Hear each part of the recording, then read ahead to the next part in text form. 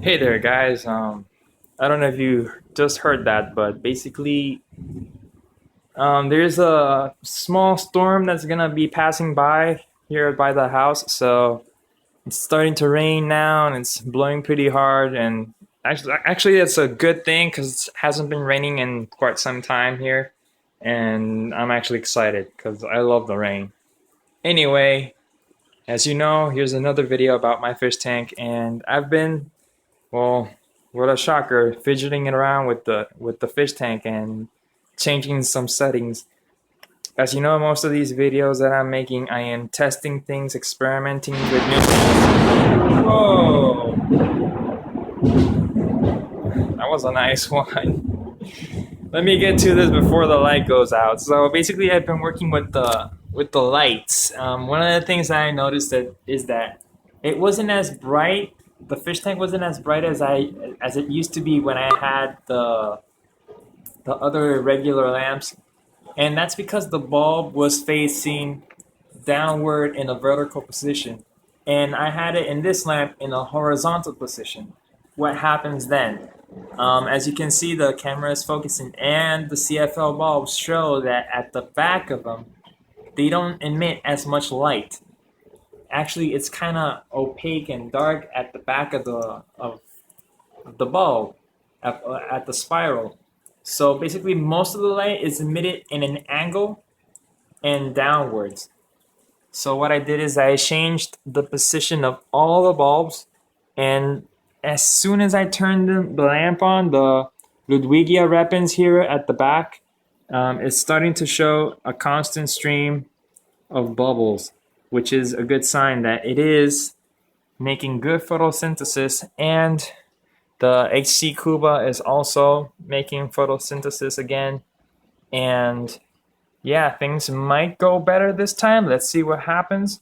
Again, I am experimenting with the aquarium, and these are just things that as I try them and see that they work, you guys can try to use it also in your aquarium. If you're trying to make a 29-gallon planted aquarium, you can use some of the experiments that I've been using. Basically, the things that I do recommend as of now is placing your filter on one of the sides.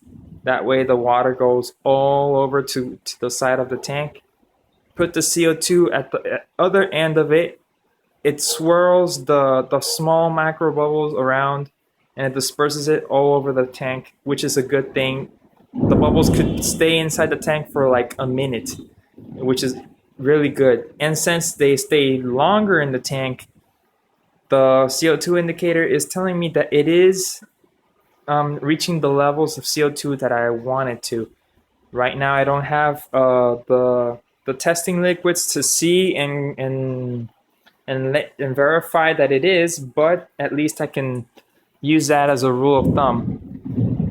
Another thing is that if the CO2 is getting better diffused in the aquarium, you need to make less CO2 mixture over here. I used to have 2 soda bottles for this tank alone, and it was doing great, but I kept having leaks, I kept having problems, and I needed a separator on the side. That thing resulted in an explosion in an early video. So if with less amount and better dispersion, better CO2 transfer into the water, well, you have less costs then.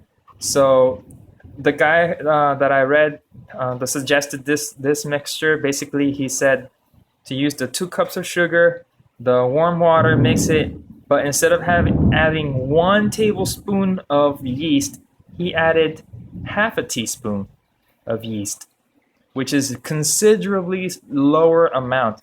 What happens? It makes CO2, of course, but it consumes it way slower.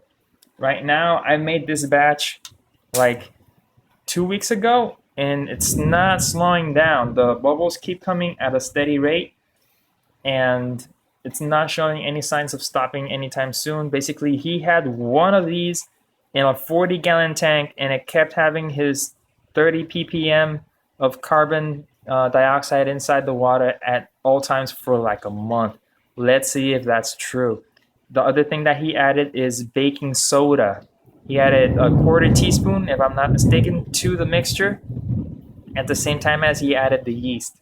In specific, I don't know what would this do. I know that baking soda does make carbon dioxide, if I'm not mistaken, if that's the actual thing that it does. But I do know, since I do a little bit of baking, it does help to rise certain doughs.